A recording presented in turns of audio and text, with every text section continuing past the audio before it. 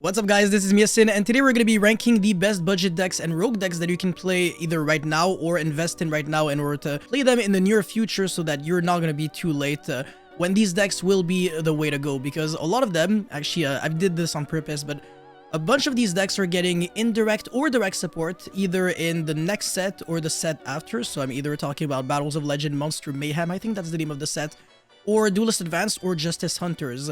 So every deck here is a deck that is either kind of cheap or a deck that, I mean, shouldn't be too expensive, and also there should be like cheap ways to play this deck, and or just like a rogue deck overall, and it's just a good way to like invest your money in like that deck because it's not really likely to get hit.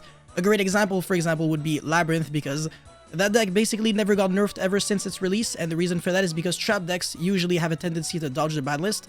Since they're not really degenerate, it's not really like a combo deck that takes 25 minutes to combo 1-for-1 and make an unbreakable board. So trap decks usually are a great investment if you just want one deck and you don't want to spend too much money. But yeah, anyways, before we go any further, I would like to say two things. First of all, my voice is completely messed up, so I apologize in advance if it's like bad audio for me. It's not my fault, I'm sick. I mean, it is my fault. I should have not been sick. You know what? I'm a failure of life. What am I even doing at this point? And also, most importantly, smash the like and subscribe button, thank you so much. And also check out my blogs on Crystron Spreadsheet and my sponsors at tsx1.com, Supreme Pro, and use the coupon code YACIN10 for 10% off. Anyways, let's get right into it. So I've got 5 categories, the decks that you have to invest in right now, like before it's too late, the ones that are great options, the ones that are decent, so it's not mid, it's good, but it's not like insane, the ones that are fun but not necessarily good, and the decks that are total copium. So the first one is a Thunder Dragon. I'm not gonna lie, I think it is cope. Or, I mean, it's anywhere between, like, these two sections. It's just that the amount of Colossus that you get to play with does not dictate the power level of the deck, because whether we have 1, 2, or 3 Colossus, the issue is really with, like, the main deck Thunder Dragon cards and the fact that they're just not good anymore, because Colossus is still a super broken deck, a super broken card, but then again, like, the Thunder Dragon cards, they just feel like they're way late behind, way too many breaks, because they're kind of really terrible on their own. They actually all do nothing at all. They all work in tandem with each other, and if you want to play a deck that plays with your whole hand, there are like infinite better options, so I think Thunder Dragon is sadly not the way to go. Flunderies, I mean, it's either fun or it's like the most abysmally obnoxious, annoying deck to play with, and especially against, that I can promise you. So then again, for me, it's either like mega cope or fun, but then again, if you have fun playing Flunderies, I'm not even gonna finish my sentence, otherwise I'm gonna get demonetized. Okay, Sword Soul. This one, honestly, is kind of decent. I think it's a decent deck to invest in. I think this is a great deck for new players, for beginners all around. It's a deck that is like the epitome of, like, I mean, it's like the pure definition of good and fair at the same time. A few decks that are like that in Yu-Gi-Oh, but Sword Soul, honestly, other than Protos, it doesn't do anything degenerate. But it doesn't mean that the deck sucks either. It can play a huge amount of hand traps. It has a couple of one-card starters. It's really cool. I think this deck is overall really nice if you don't really want to like spend too much money on the game and you want to play a deck that is really fun and pretty much always playable. Sword Soul is pretty much that deck for you. So honestly, this is usually the kind of deck that I recommend, like someone who's never really played Yu-Gi-Oh! Honestly, just pick up Sword Soul. It's going to teach you a lot of the mechanics of the game, you know, how to use hand traps and board breakers, how to use graveyard effects, how to beat Nibiru, how to play conservative, how to play greedy, how to OTK. Sword Soul does it all. Fantastic option for sure. Purely is actually a deck that could randomly become really, really good at the middle of nowhere, because obviously it's not like full power at the moment, since I think it's what, Delicious and Sleepy Memory, right? Just gonna double check. I think both of them are 2, yeah. So all it really takes is for Konami to just randomly one day, out of like pure generosity, say, you know what, I want to make purely players happy and just unlimit both of these quick play spells, and out of like nowhere, the deck could be good, because honestly, any deck that can easily summon like an unaffected by card effect monster, it's really scary. So if it becomes a board breaker format, you know, all of your Dark Rulers and Forbidden Droplet, they're gonna be doing less than nothing against this deck. So I think this deck can randomly always like pop out in and out of like any format. For sure a good deck, and obviously, you know, being skillful with this deck definitely does get you really far. The Jirag deck, I think it's a great option. Dinosaurs are always obviously going to be an option. By the way, my bad, I have Dinosaur and Jirag, but it's the same deck, so obviously both of them are going to be in the exact same position. In before someone skips all the way until the end of the video and asks like, yeah, Xine, why do you have Dinosaur and Jirag like different decks? It's the same freaking thing, because when you're playing Jirag, you're playing with Dinosaur cards. And I'm assuming that if you're playing dinosaurs, you're also probably playing with Jirac cards. Maybe not, actually. You know, the square is a rectangle, but the rectangle is not necessarily a square. That was like the stupidest analogy that I could have made, but whatever, you get the point. So yeah, Jirac cards, I mean, they're pretty nice, getting nice support in Battles of Legend, Monster Mayhem, whatever the hell the name of the set is. It's cool, you can wipe the board like infinite times, but then again, you're not really making Omni Negates and stuff like that. But against like Malice, wiping the board is actually kind of scary. So, you know what? It's not too bad whatsoever. True Draco, yeah, no, that deck is shit. That deck is shit. It's not like 1, 2, or 3 Masterpiece that's gonna change anything. This deck needs like more Floodgates, and no, Floodgates are not welcome in Yu-Gi-Mons, unfortunately. And then you're probably gonna say, oh, but they're a necessary evil. Just stop playing this game. Okay, Chimera. This deck, the issue that I have with this deck is that all the engines that work really well with it, they're either like broken and like very likely to get hit, like Fiendsmith, or they're just not good enough, like Azamina. I don't really feel like it really changed too much for this deck. And yeah, this deck, it always has the same flaws, like it doesn't play enough non-engine. I feel like going first is cool and stuff like that, but there's always better fusion decks to play, like Dragon Tail just feels better. I don't know, it's just not a deck that you necessarily have to pick up. It's not bad, honestly. I think maybe it's like closer to great option, so it's either at the very top of decent or at the very bottom of great option, but this deck has been around for way too long, so people definitely know how to like interact with it. It's not like Dinosaur and stuff like that, where every now and then you're just gonna catch people off guard, because those decks have now been played for a hot minute. Plunder Patrol, yeah, no, this deck is just, it's not getting support anytime soon. I mean, I'm pretty sure this is a TCG exclusive, and Konami just completely forgot about it, so, you know. Dragon Maid, this is in the same boat as Jirac, because it's getting new support in Battles of Legend, Monster Mayhem, and it is good support. In the OCG on release, the deck was doing decent. It wasn't doing insane, but obviously, you know, we never know, right? You can play a huge amount of non-engine in the deck, and overall, it's cool. The issue that I have is that you have to play way too many normal summons, so sometimes you look at your hand, it's way too cloggy with cards that virtually just do the exact same thing, unless you have like Hospitality and stuff like that, where you just get to like extend. And also the new Dragon Maid monster that can also special summon, I think from the hand or grave, I forgot, but whatever. There are definitely some nice ways of like unclogging the shitty hands, but I still don't think this deck is like super good to play. But obviously that doesn't mean the deck is bad. Obviously, otherwise it wouldn't be in this section, right? I'm just being very critical. When I say that the deck is good, I'm trying to like find all of its flaws, and then when I say that the deck is bad, I'm trying to find all the good things that it does. Except for True Draco, that deck is shit. Mathmech, yeah, I mean, this deck is a great option to like invest in. I mean, Cyrus cards are dirt cheap for the most part, and who the hell is trying to buy Mathmech cards? Literally nobody other than Mathmech players, which means like 3 humans on Earth, because 1 circular, clearly not enough for this deck to do well. However, one thing that I will say is that without, Link Decoder, I was gonna say Link Rainbow, without Link Decoder, this deck is so much worse than that Konami might as well just unlimit Circular altogether.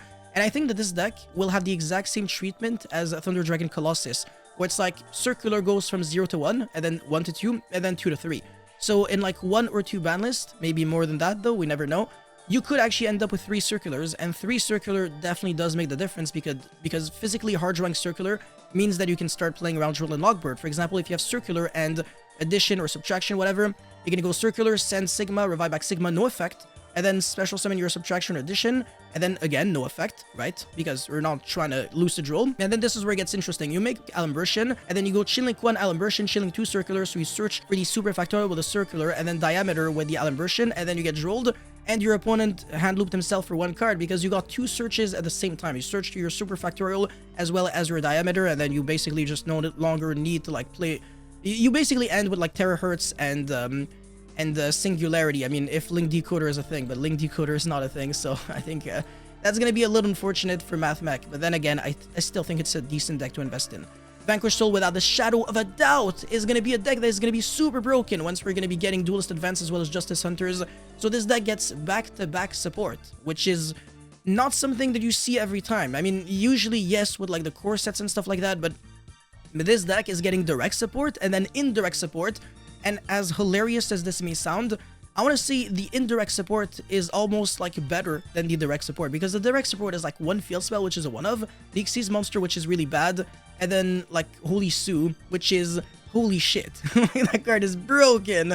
And then the K9 cards and Justice Hunters, oh my god, insane. So yeah, Vanquish Soul is the nuts for sure a deck that you have to look into right now. Mark my words. Exorcister, I mean, this is also in the same category as like these decks where it's just like, I don't have much to say. It's not like trash. Obviously it won 2 ICSs, once with Raymond Dye and the other one with Steven Santoli, so it's a cool deck, absolutely, but it just feels like it's so fragile. Like it just does the exact same thing every single time, which is cool and all. It's not like super inconsistent, but the way people play this deck, it just disappoints me a little bit.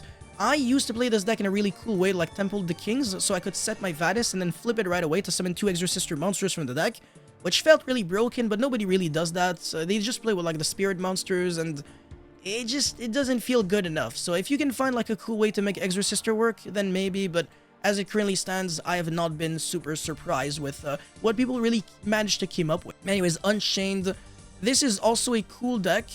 And the Unchained cards have done a great job at dodging the ban list, except for Shavara, obviously, the thumbnail of this Unchained, I guess, card. Yeah, I mean, it also gets like indirect support every now and then with like the Fiendsmith stuff, which is also really nice. It can play a decent amount of an engine. It's like mechanically good going second because all of your cards float, which is fantastic. So I mean, yeah, Unchained is a cool deck for sure. No complaints there. Fossil Dine, or rather Bearer Statue Stun. I mean, it got a YCS top recently at YCS Keto, so shoutouts to Dave. Oh my god, my bad. But yeah, I know who you are, of course, my boy. Yeah. So shoutouts to you if you're watching this. But Bearer Statue Stun, it's a cancerous deck, same category as like Flunderies and stuff like that. So yeah, it's a fun deck if you enjoy having fun with a deck that just says no. But I don't like, I'm not that kind of guy. Okay, Fire King has just proved itself to be a good deck over the past couple of months, but it's not getting any new support. That's the reason why, for me, I'm gonna rank it below Dragon Maid and Dinosaur, or I guess Jirak, whatever. Mind the Dinosaur, Jirak. It's the same freaking shit, so who cares? Trap Tricks, it's a good deck for sure, but it's not insane, unfortunately. I think it's like worse than these decks in terms of like the potential that it has, because it's kind of getting ignored quite hard by Konami. Despia, I mean, without a shadow of a doubt, is a deck that will never suck. I feel like this deck has been good since like 2022, which is quite impressive. It feels like the second Burning Abyss, and every now and then it randomly just feels like almost the best deck, which is really nice for sure. I mean, in 2024, it was really able to like compete with Snake Eye Fire King. In 2022, it was like pretty much the best deck. It has the tendency of like to pop in and out of formats again, just like Purely and stuff like that. You forget that the deck exists, and then out of nowhere, it's just like back to being good. And obviously the deck is not at full power right now, so if at any moment Konami decides to be nice with it, then this deck is going to be going up a notch. But I think Despia is like a little worse than Purely, just because this deck, I mean, obviously Ash on Branded Fusion hurts a lot, and it can't really play non-engine too much. So yeah, it definitely does have some issues, unfortunately. This is Buster Blader, potentially with a Blue Eyes engine. Not expensive, just like every other deck in this list, just not really expensive. I mean, obviously it got a YCS top at YCS Sydney, top 16. I mean, I played against him, so shoutouts to you. But I mean, it just doesn't feel like it's any better than Blue Eyes. I would still say it's a decent option for sure. I mean, I can't really rank it any lower because it doesn't suck or anything. Necroz is getting new support, but I think it's like a little worse than like Dragon Maid and this, because it doesn't play any non-engine, but it doesn't, I mean, it doesn't suck either. I mean, I keep repeating the same thing, but yeah, again, new support, so why not? Cool, right? And you can catch people off guard, so that's the reason why I feel like all those decks from Battles of Legend, Monster Mayhem, they deserve to be like up here for the most part. Blue Eyes budget, so without like the Primate stuff, it's a cool deck, and also the Primate cards are just getting reprinted over time, so if anything, it's actually a great option. Mimighoul, it's definitely at the very top of decent, or like second position. Very interchangeable with Despia. I think it's a good deck. It's very underrated. There are some cool things that you can do. You can play a huge amount of non-engine, but my real problem with Mimighoul is that the inherent ceiling level of the deck is like 0. Going second, this deck just does fuck all. Like, you have to rely on your hand traps to play. Otherwise, you're basically just doing jack shit, and you're hoping that your opponent loses to your hand traps, because it takes way too long to stabilize. But if it becomes like a really control mid-range format, then I think this deck is going to be in a better position. But as long as the TCG is like a combo-oriented format, Mimighoul is just not really the way to go, at least for me. But if you go first, then it's not really too much of an issue. Punk, I think, really got spoiled with the new support. It's pretty nice, either as an engine or as a deck itself. You can play Punk Fiendsmith. That deck has been doing quite well in the OCG. I have been looking into like a couple of matches. I mean, I like it, honestly, no complaints. So yeah, if you want to look into Punk Fiendsmith, you can do that, or you can play like Punk what's the name of Gold? No, hold on a second. Gold Pride, right? Yeah, there you go. Pun Gold Pride. That deck is really cool as well. You benefit off of paying life points. Psychic and Punisher, one heck of a card. A lot of people can't necessarily out it. You can take advantage of that. Why not? Orchist. I actually think, if anything, this is one of the best, if not the #1 best deck from Battles of Legend Monster Mayhem. You can play Orchist Mitsurugi. You can play the pile deck. You can play Orchist Fiendsmith, Orchist Fiendsmith, Mitsurugi, Orchist Fiendsmith, Mitsurugi, Millennium. Potentially even with, I was gonna say Razor Engine. Nah, we're not that crazy. But you can play with a Bestial Engine even. You can do infinite things. You can play 40-card Orchest with hand traps as a mid-range deck. You can play it as an OTK deck. You can play it as a 60-card pile deck with That Grass Looks Greener. This deck has infinite, like, limitless potential. Honestly, if anything, I'm just gonna put it here because I really do believe that it is a fantastic option. It is a competitive deck, but it is not a top-tier deck. It's hard to explain, but I think it's a deck that definitely will top YCSs for sure. But it's not gonna be like the deck that will get people to Worlds or anything. I don't really think so. But if you can prove me wrong, please do so. Please, I would love to see it. The Galaxy Tachyon deck, that's really nice. I have played with it myself, and I do like it. So obviously I can vouch for it. It's a decent option. It's not really a great option though, but it's good for sure. The hero deck, I mean, it's definitely going to be getting really good over time. So it's a great purchase to make right now. Great investment. But it's not like an insane deck or anything at the moment. It's just going to get better over time. But Blue Eyes, I think, is just like already good. Whereas Heroes, it's like, it's not good yet, right? Fabled, yeah. Just, like, even with the new support, it's really shitty, unfortunately.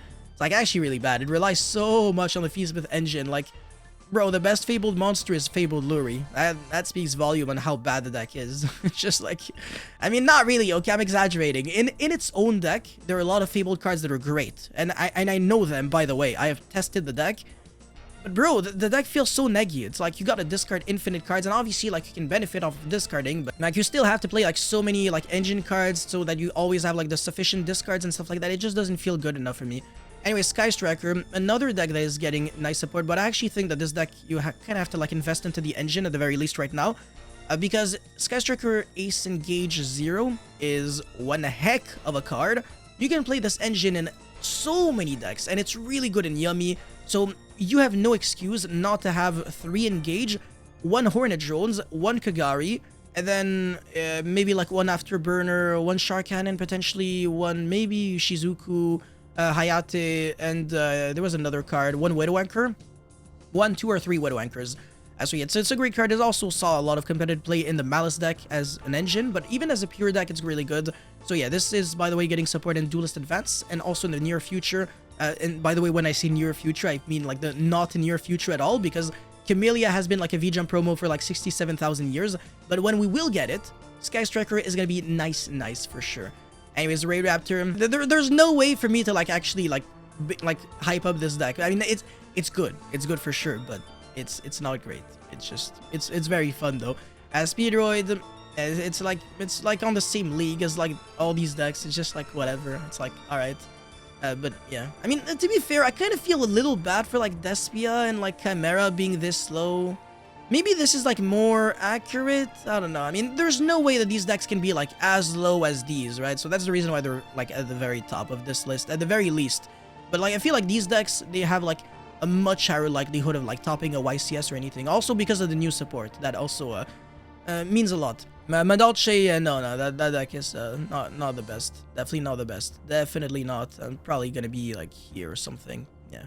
But if you're a good Madolche player, we never know. Anyways, Gem Knight, not gonna lie, it's actually not bad. It plays a lot of like bad cards, but it also plays a lot of good cards. Brilliant Fusion is like actually unfair now because you don't send Garnet anymore. You send like a real Gem Knight monster. It feels really freaking broken. If Brilliant Fusion ever goes back to 3, this deck is cracked. But obviously, everybody's gonna play 3 Brilliant Fusion in their deck, so kinda defeats the purpose, you know what I'm saying? But yeah, I think this deck right now, with like the current support, probably better than Dragon Maid. You can play Gem Knight, Nemesis, Fiendsmith, so you Protoss Turbo your opponent, you beat Nibiru with the Graveyard effect of Hollow Core. The Fiendsmith engine obviously is splashable and everything, so it's not really like this deck is like insanely spicy, but whatever, you get the point. So yeah, cool deck for sure, but it's like, unless you're playing Gem Knight, you don't need Gem Knight cards, so that's the reason why it's not like a deck that you have to invest in, whereas these two decks, I mean, this is actually busted, and then this engine is really good, and it's been good since like 2018. Marin says no, just honestly no. Actually, this deck is mega cope. Like, there's so many better water decks or like hand trap decks or anything. And speaking of better water decks, bro. Shout out to my Crystron spreadsheet. Okay, no, not gonna lie, Crystron is gonna be worse than Vanquish Soul, but not by a long shot. My Crystron K9 is another top tier contender when we're gonna be getting Justice Hunters. The K9 engine synergizes really well with anything that plays level 5s, and obviously in the Crystron strategy, you got Sulfador as well as Sofnir. And obviously, I'm saying this as the only human on Earth who managed to top more than one YCS with Crystron. I got 3 tops back to back with this deck, so you know, I kind of know this deck a little bit, you know, not trying to brag or anything. Shout out to my Crystron spreadsheet, of course. You can find it on my website, yacineygo.com, for only $20 US. You can also master this deck. Whatever. I mean, this deck is really nice. I don't really have to repeat myself anymore.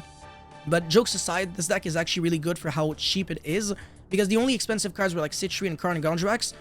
I guess hand traps, but whatever, that doesn't count. And yeah, no, this deck is just like, it's so good for what it does. Like, everybody keeps misplaying against it, and when Justice Hunters will come out, the only weakness to it, which is Artifact Lancia, is going to be nullified, because the K9 engine does not care whatsoever about Lancia, which is beautiful. Anyways, Eldritch. Okay, so this is actually kind of cool.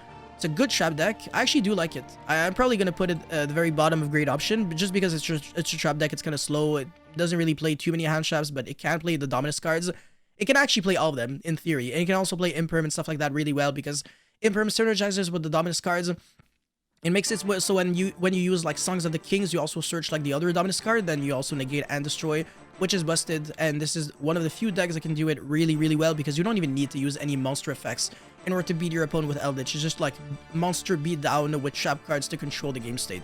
It's a really like brain dead deck, or you can also play it like the smart way, but who cares? Like look, we're Yu-Gi-Oh players, we're all Monkeys at the end of the day, so who cares? Tier Elements, dog shit, but whatever, it's really fun, so who cares? Very RNG deck, I'm not a big fan. Evil Twin, I mean, it's for sure a great option, for sure, and I also just won a YCS, so I mean, it's kind of interchangeable with like Fire King and stuff like that. It is also like a relatively new-ish deck. I mean, it's not new at all, but the support is like relatively new.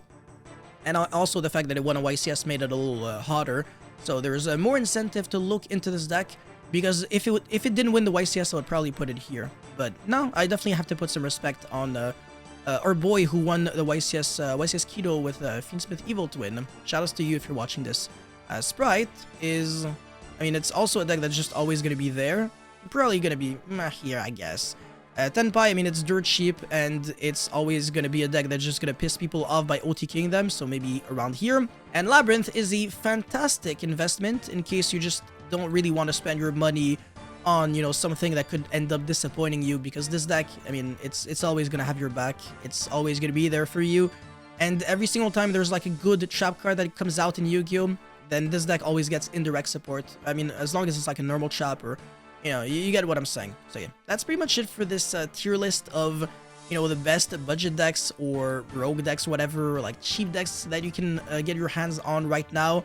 You guys let me know how you feel about all of this in the comment section below. As always, thank you so much for watching. Don't forget to like and subscribe. And I'll see you guys very soon with another video. Peace.